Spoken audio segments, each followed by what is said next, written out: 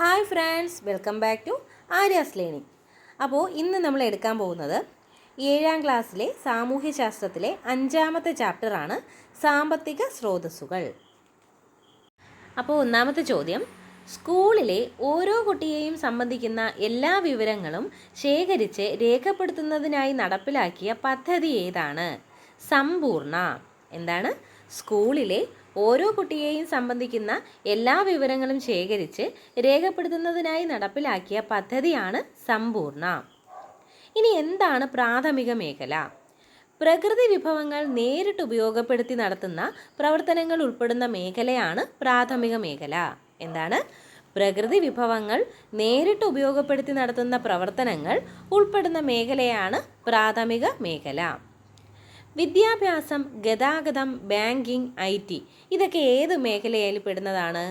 തൃതീയ മേഖലയാണ്. അപ്പോൾ ഏതൊക്കെയാണ്? വിദ്യാഭ്യാസം, ഗതാഗതം, ബാങ്കിംഗ്, IT തുടങ്ങിയവ തൃതീയ മേഖലയിൽ ഉൾപ്പെടുന്നതാണ്. ഇനി പ്രാഥമിക മേഖലയിലെ ഉൽപ്പന്നങ്ങൾ അസംസ്കൃത വസ്തുവായി ഉപയോഗിച്ച് പുതിയ ഉൽപ്പന്നങ്ങൾ ഉണ്ടാക്കുന്ന പ്രവർത്തനങ്ങൾ നടക്കുന്ന മേഖലയാണ് ദ്വിതീയ മേഖല. എന്താണ്? പ്രാഥമിക മേഖലയിലെ ഉൽപ്പന്നങ്ങൾ അസംസ്കൃത വസ്തുവായി ഉപയോഗിച്ച് പുതിയ ഉൽപ്പന്നങ്ങൾ ഉണ്ടാക്കുന്ന പ്രവർത്തനങ്ങൾ നടക്കുന്ന മേഖലയാണ് ദ്വിതീയ മേഖല. പ്രാഥമിക, ദ്വിതീയ, തൃതീയ മേഖലകളിൽ ഏറ്റവും കൂടുതൽ തൊഴിലവസരങ്ങൾ ലഭ്യമാകുന്ന മേഖല ഏതാണ്? അത് പ്രാഥമിക മേഖലയാണ്. പ്രാഥമിക, ദ്വിതീയ, തൃതീയ മേഖലകളിൽ ഏറ്റവും കൂടുതൽ തൊഴിലവസരങ്ങൾ ലഭ്യമാക്കുന്ന മേഖലയാണ് പ്രാഥമിക മേഖല. 2011-12 സാമ്പത്തിക സർവേ പ്രകാരം ഇന്ത്യയുടെ ദാരിദ്ര്യത്തിൻ്റെ ശതമാനം എത്രയാണ്? 29.8%. 2011-12 സാമ്പത്തിക സർവേ പ്രകാരം ഇന്ത്യയുടെ ദാരിദ്ര്യത്തിൻ്റെ ശതമാനം 29.8%.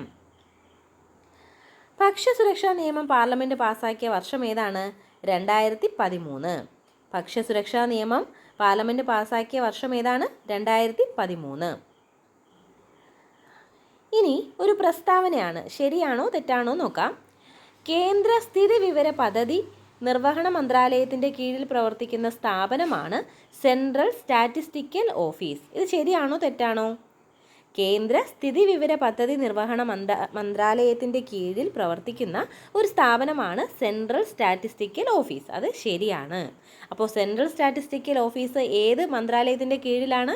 കേന്ദ്ര സ്ഥിതി വിവര പദ്ധതി നിർവഹണ മന്ത്രാലയത്തിൻ്റെ കീഴിലാണ്. ഇനി എന്തൊക്കെയാണ് സെൻട്രൽ സ്റ്റാറ്റിസ്റ്റിക്കൽ ഓഫീസിൻ്റെ പ്രധാന ചുമതലകൾ? 1. സ്ഥിതിവിവര കണക്കുകളുടെ സംയോജനവും വിശകലനവും നടത്തുന്നു. 2. സ്ഥിതിവിവര കണക്കുകൾ ഉപയോഗപ്പെടുത്തി ദേശീയ വരുമാനം കണ്ടെത്തുന്നു. അപ്പോൾ എന്തൊക്കെയാണ്? സ്ഥിതിവിവര കണക്കുകളുടെ സംയോജനവും വിശകലനവും നടത്തുന്നു. സ്ഥിതിവിവര കണക്കുകൾ ഉപയോഗപ്പെടുത്തി ദേശീയ വരുമാനം കണ്ടെത്തുന്നു. പിന്നെ എല്ലാ മേഖലകളിലെയും സ്ഥിതിവിവര കണക്കുകൾ ശേഖരിച്ച് ആസൂത്രണ പ്രവർത്തനങ്ങൾക്ക് ഉപയോഗിക്കുന്ന തരത്തിൽ ചിട്ടപ്പെടുത്തുന്നു. അപ്പോൾ എന്താണ് ലാസ്റ്റ് പറഞ്ഞ പോയിന്റ്? എല്ലാ മേഖലകളിലെയും സ്ഥിതിവിവര കണക്കുകൾ ശേഖരിച്ച് ആസൂത്രണ പ്രവർത്തനങ്ങൾക്ക് ഉപയോഗിക്കുന്ന തരത്തിൽ ചിട്ടപ്പെടുത്തുന്നു. അപ്പോൾ എന്തൊക്കെയാണ് സെൻട്രൽ സ്റ്റാറ്റിസ്റ്റിക്കൽ ഓഫീസിൻ്റെ പ്രധാന ചുമതലകൾ? 1. സ്ഥിതിവിവര കണക്കുകളുടെ സംയോജനവും വിശകലനവും നടത്തുന്നു.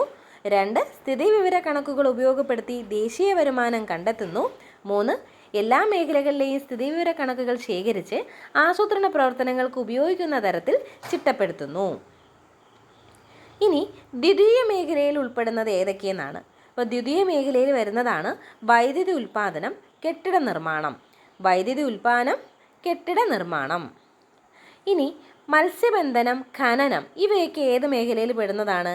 പ്രാഥമിക മേഖലയിലാണ്.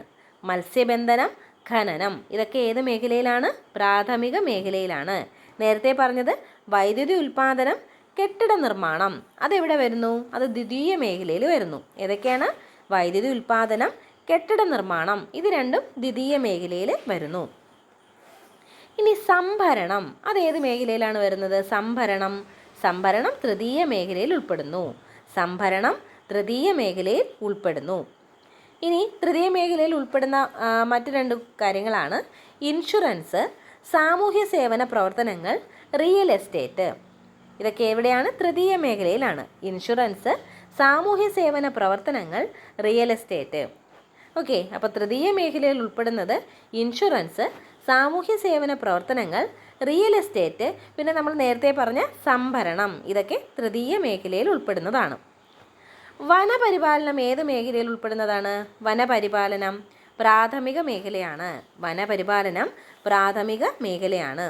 ഓക്കെ, അപ്പോൾ ഇത്രയും പറഞ്ഞത് ദ്വിതീയ മേഖല, പ്രാഥമിക മേഖല, തൃതീയ മേഖല. ഓക്കെ, മൂന്നും കൂടി ഒന്ന് ക്രോഡീകരിച്ച് പറഞ്ഞാൽ പ്രാഥമിക മേഖലയിൽ വരുന്നതാണ് കൃഷിയും അനുബന്ധ പ്രവർത്തനങ്ങളും, വനപരിപാലനം, മത്സ്യബന്ധനം, ഖനനം. ഏതൊക്കെയാണ്? കൃഷിയും അനുബന്ധ പ്രവർത്തനങ്ങളും, വനപരിപാലനം, മത്സ്യബന്ധനം, ഖനനം. ഇതൊക്കെ ഏതാണ്? പ്രാഥമിക മേഖല. ഇനി ദ്വിതീയ മേഖലയിൽ വരുന്നതാണ് വ്യവസായം, വൈദ്യുതി ഉൽപ്പാദനം, കെട്ടിട നിർമ്മാണം. വ്യവസായം, വൈദ്യുതി ഉൽപ്പാദനം, കെട്ടിട നിർമ്മാണം. തൃതീയ മേഖലയിൽ വരുന്ന പോയിന്റ്സ് ആണ് വ്യാപാരം, ഗതാഗതം, ഹോട്ടൽ, വാർത്താവിനിമയം, സംഭരണം, banking, insurance, business, real estate, സാമൂഹ്യ സേവന പ്രവർത്തനങ്ങൾ. അപ്പോൾ തൃതീയ മേഖല ഏതൊക്കെയാണ്?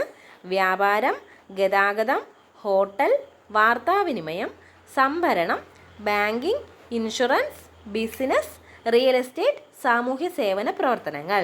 ഓക്കെ, അപ്പോൾ ഒന്നുകൂടി പറയാം. പ്രാഥമിക മേഖലയിൽ വരുന്നതാണ് കൃഷിയും അനുബന്ധ പ്രവർത്തനങ്ങളും, വനപരിപാലനം, മത്സ്യബന്ധനം, ഖനനം. ഖനനം എപ്പോഴും എല്ലാവരും തെറ്റിക്കുന്ന ഒരു ചോദ്യമാണ്. ഖനനം ഏത് മേഖലയിൽ വരുന്നു എന്നുള്ളത്. ഖനനം പ്രാഥമിക മേഖലയാണ്. ഇനി ദ്വിതീയ മേഖലയിലോ? വ്യവസായം, വൈദ്യുതി ഉൽപ്പാദനം, കെട്ടിട നിർമ്മാണം. തൃതീയ മേഖലയിലാണ് വ്യാപാരം, ഗതാഗതം, ഹോട്ടൽ, വാർത്താവിനിമയം, സംഭരണം, banking, insurance, business, real estate, സാമൂഹ്യ സേവന പ്രവർത്തനങ്ങൾ. ഓക്കെ, അടുത്ത ചോദ്യം. ഇനി 2 പ്രസ്താവനകളാണ്.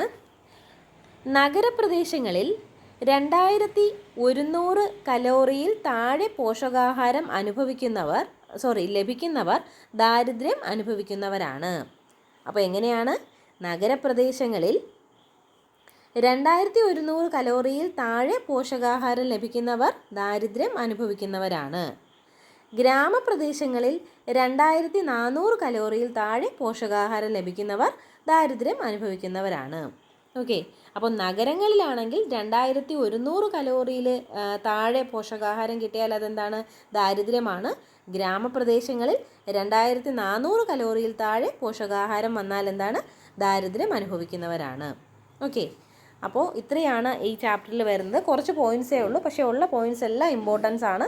ഏതൊക്കെ മേഖലകളിൽ എന്തൊക്കെ വരുന്നു എന്നുള്ളത് ഇമ്പോർട്ടൻ്റ് ആണ്. പിന്നെ ഇപ്പോൾ പറഞ്ഞ ഈ കലോറിയുടെ കാര്യം ഒരുപാട് തവണ ചോദിച്ചിട്ടുള്ള ക്വസ്റ്റ്യൻസ് ആണ്. ഓക്കെ, അപ്പോൾ ഇന്നത്തെ ക്ലാസ് എല്ലാവർക്കും ഇഷ്ടമായെന്ന് വിചാരിക്കുന്നു. എല്ലാവരും നന്നായിട്ട് പഠിക്കുക. Okay, thank you.